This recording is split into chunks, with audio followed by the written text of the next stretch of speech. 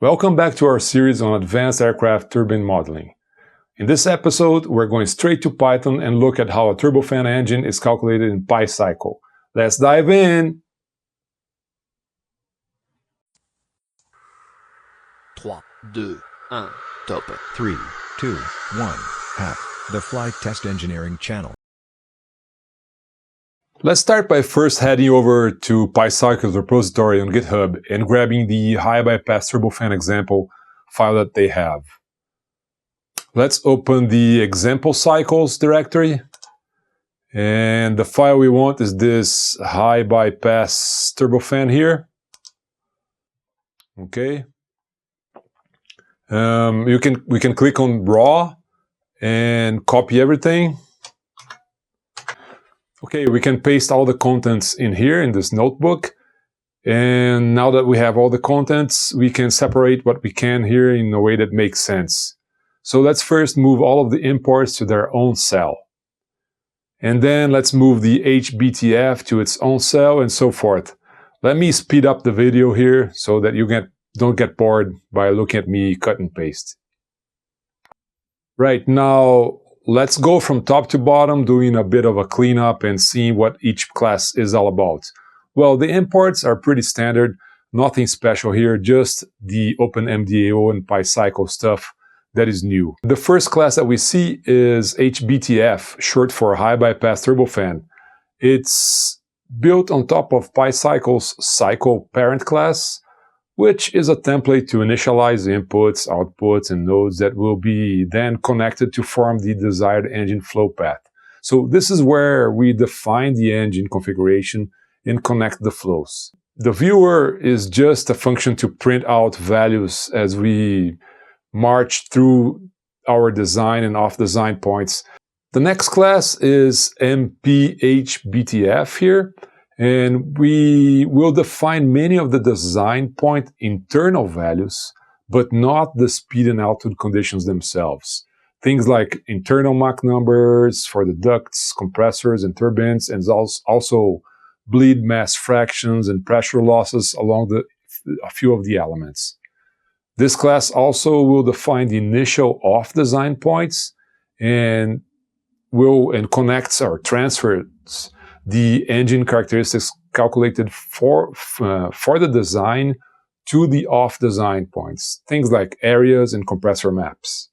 And lastly, we have the main program, which we can see it first instantiates an OpenMDAO problem, then it sets the model to the MPHBTF class and runs the setup method to get everything teed up. Next is where we set the design points proper. The pressure ratios, the target efficiencies, Mach, altitude, combustor temperature, and target thrust. This section is where we will tweak the design values to achieve the off-design results we have from the emissions database. We then set the initial gases for the design and off-design cases. Then we create the flight envelope, which means the speed and altitude conditions for which we want to calculate the off-design case. And finally, we run the loop through each point. Now, if we run the stock example, we get this. I will jump cut the video here because on my computer it takes about 30 minutes to complete. The console output is just a list of the points that we just ran. As you can see, to look at the results, we need to open the file hbtfview.out. In there, we'll find the thermodynamic cycle details. So let's open that. Here we have first the design point data at Mach 0.8 and 35,000 feet. Then we have details for each of the flow stations. And then we go down one more level and look at each component. The compressor, the burner, the turbines, the nozzle, shaft, and bleed. And then we have the results for each of the off-design partial power settings for the current Mach and altitude. In this case, 0.8 and 35,000 feet, like I said. And let's get it straight out of the way. In all, we're going to change 13 parameters. If you think how complex a two-shaft turbofan model can be, and if we are able to obtain reasonable results changing only 13 parameters, this is so impressive, to say that at the least. Let's have a quick look at what we're changing. And we're changing the bypass ratio for the design, the low pressure compressor RPM, the high pressure compressor RPM, the fan nozzle CV. We're going to simplify and cut some digits from the bleeds, the high pressure cooling number 1 and number 2 fractions, number 3 cooling fraction as well.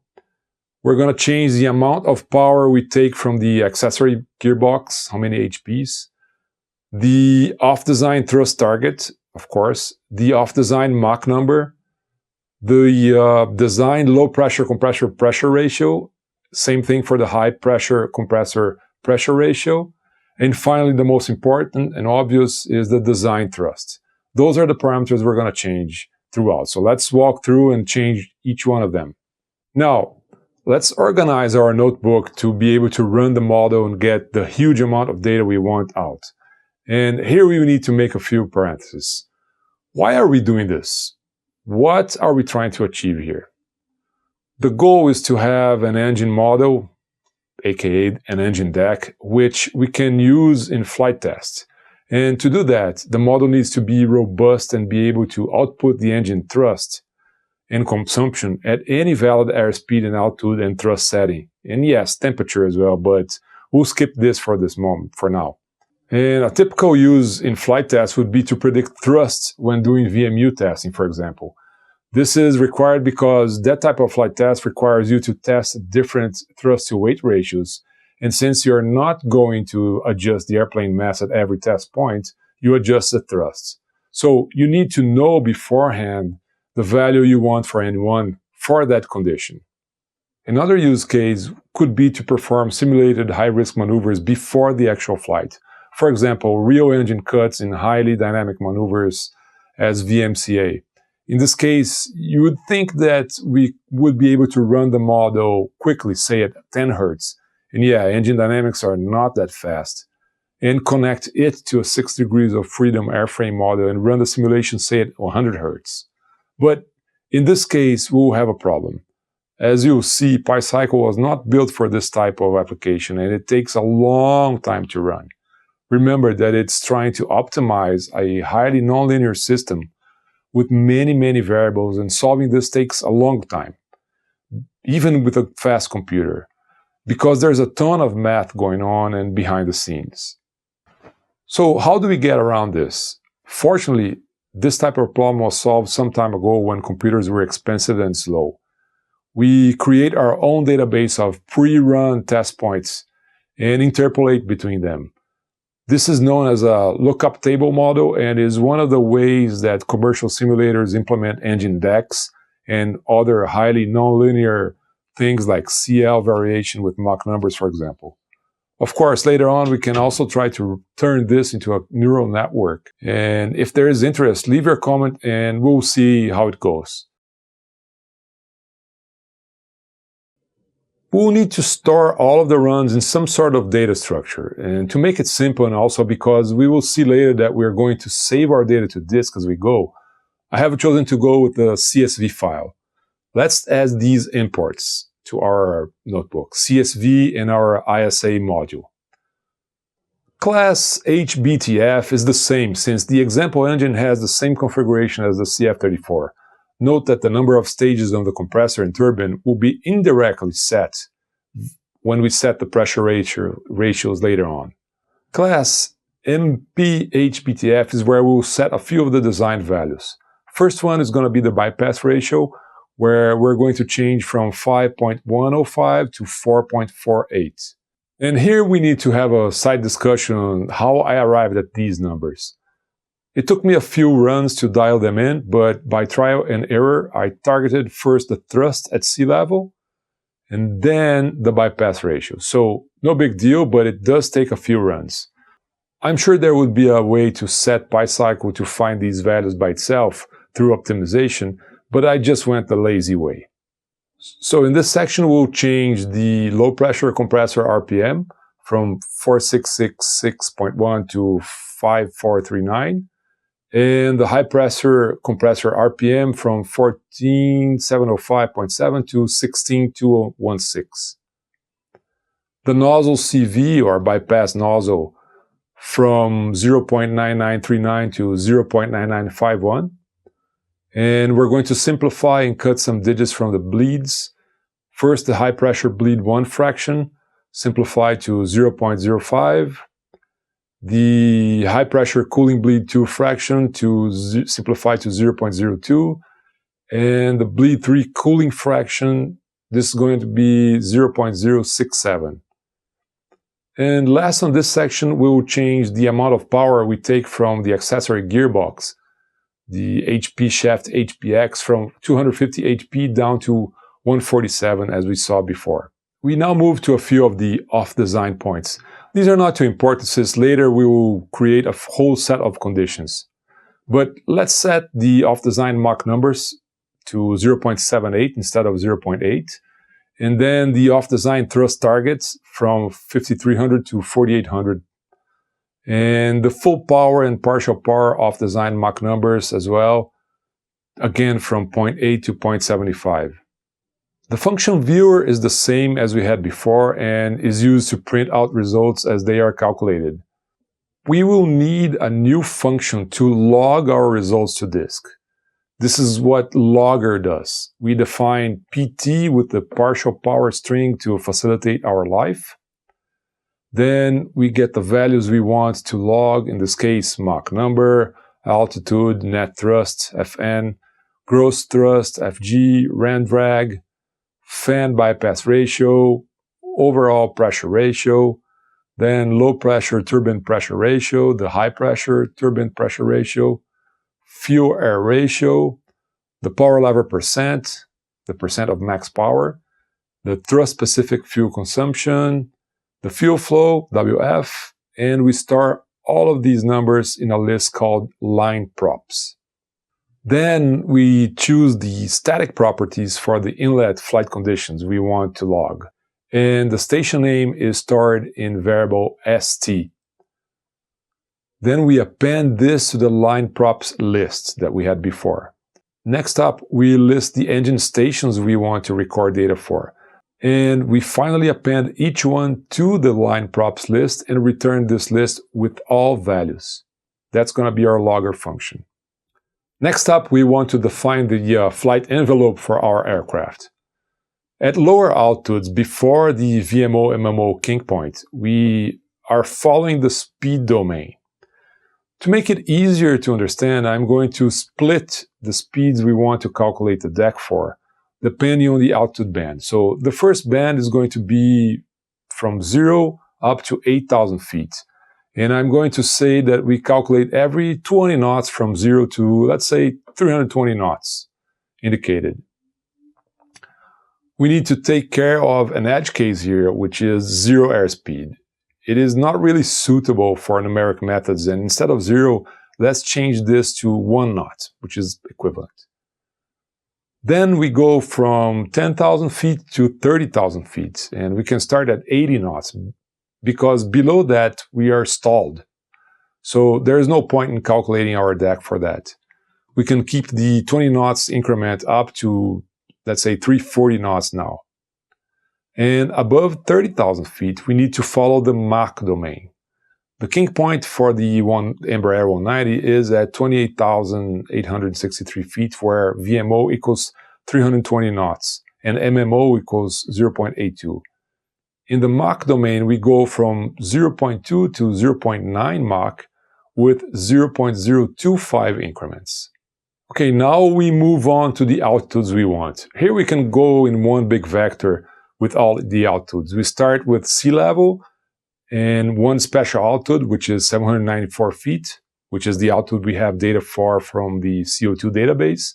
Then we go every 1,000 feet, from 1,000 to 41,000 feet. We need to use 42,000 feet here for NumPy as a top number because NumPy uses an open-ended interval. So that's how we do that. And last, we need to calculate from full and partial power settings. So we go from 100% down to 55% with 5% decrements. So we have 10 power settings per flight envelope condition. Now, all we need to do is tie this together. But we need to be clever on how we do this. because if we have off-design points that are too far apart, then the solution might not converge. Remember, we're talking about numerical methods here. So we need to do our best to minimize the changes from one point to the next. And we start the flight envelope close to the design point, so Mach point A, 35,000 feet, and we create the initial rise in altitude explicitly. So first we go up in altitude to 41,000 feet, maintaining Mach number. To facilitate things, let's create a few auxiliary vectors in reverse order. We had the altitude from 0 to 41,000, so now let's flip that and create one from 41,000 down to 0 feet. Same with Mach numbers and speeds. Now, here's the logic. We create a boolean to denote we're going down. And for each altitude in 41,000 feet down to 0, we first check if we are in the Mach domain.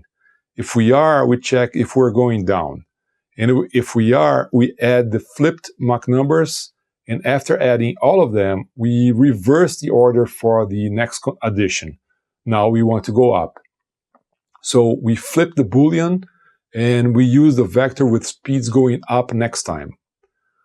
And we're going to apply the same logic for the dynamic pressure domain. First, we check if we are above 10,000 feet. This is so we use the speed vector that goes from 80 to 320 knots.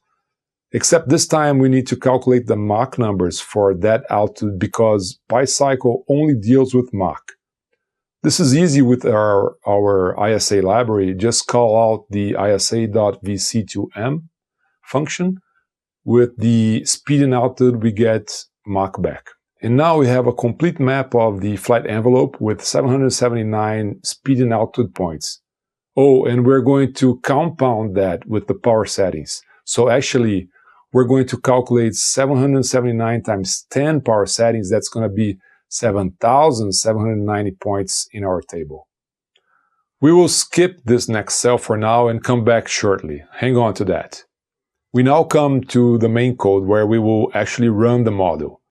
And we call its setup to initialize all connections, and then we are going to set a few values for the design point. We're going to change a few things here, a few values, according to what we saw for the CF34. So the first is going to be the design for the low pressure compressor pressure ratio. It's going to go from 1.935 to 2.0062. Remember that we calculated this based on our guesstimates of the fan pressure ratio, number of stages on the compressor, and overall pressure ratio declared on the CO2 database. And using the same logic, we are going to change the design for the high pressure compressor pressure ratio from 9.369 to 8.0755. We're also going to cut some digits from the turbine efficiency numbers. In this case, the low pressure turbine is set to 0.88 and the high pressure turbine to 0.89. And here is where we will set the design.fc.alt to 35,000 feet and the design.fc.mn to 0.78, which are our cruise conditions. And finally, the most important parameter we need to adjust is the design point thrust. We need to change design.fn_design, DES, to a value that will yield the desired thrust that we have from the CO2 database when we calculate the off-design point. But here we have a small problem. Since we do not know which number to set here, we need to do some trial and error. But we do not want to run 7,790 points each time because, as you see, on my computer it takes many hours, actually 34 hours to run all of those points. So let's go back to the cell that we just skipped. So we can see here in this cell that I set a smaller envelope with maybe 200 points, counting also the power settings, that we can now run in roughly 1 hour, at least on my computer here. So this was the workflow that I used. I used a smaller set of points to choose a value for the design point thrust. I ran, then compare the results for the off-design thrust at the conditions we have for the CO2 database down at 794 feet. We come back, adjust, rerun.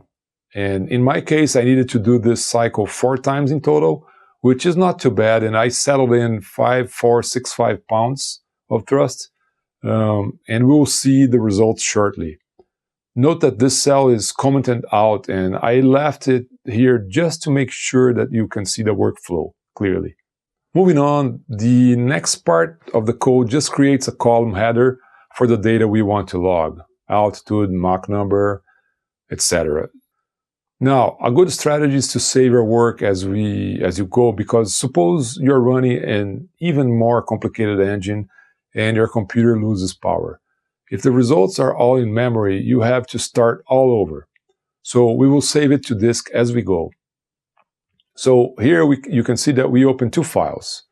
The viewer_file will contain a copy of the outputs that we see in the notebook, and a second data_log file to which we're going to dump the data we want to log each time we go to the next flight envelope point.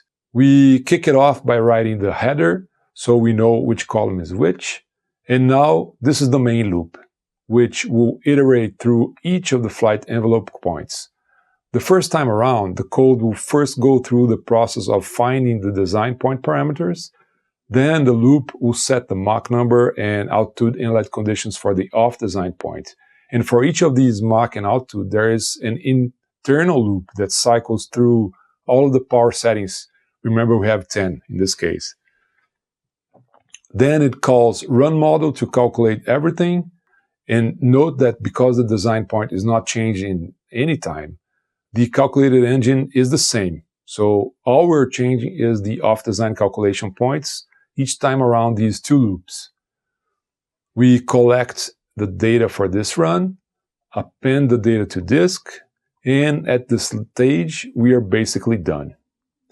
The next if statements are just to print on the notebook what is the off-design results and then add them to the viewer file on disk. We rinse and repeat for the next Mach, altitude, and power setting. And then, after going through all conditions, finalize by printing the total runtime and closing the files. And now, the results are in. Let's see what we have here. If we look at the bypass ratio, we can see that we were spot on, no variation from the EASA database. For thrust, we were 0.34% high, which is very good. And for fuel flow, we were 0.82% low, meaning that our model predicts that our engine is going to be more fuel efficient. But that's easy to explain because if you remember from the CF34 episode that we had, we left out a bunch of systems from our engine, and those systems are going to ultimately consume energy and make the engine less fuel efficient. On the next episode, we will look at the results in more detail, and we'll dive into how we're going to make this lookup table to create our deck finally. And now we have all the data we need to create our own lookup table engine deck. And that's what we're going to do in the next episode. Meanwhile, I encourage you to visit the channel's GitHub repo and download this notebook that we created today and try it by yourself. Try to run it to see if the results you get are the same I get. See you there!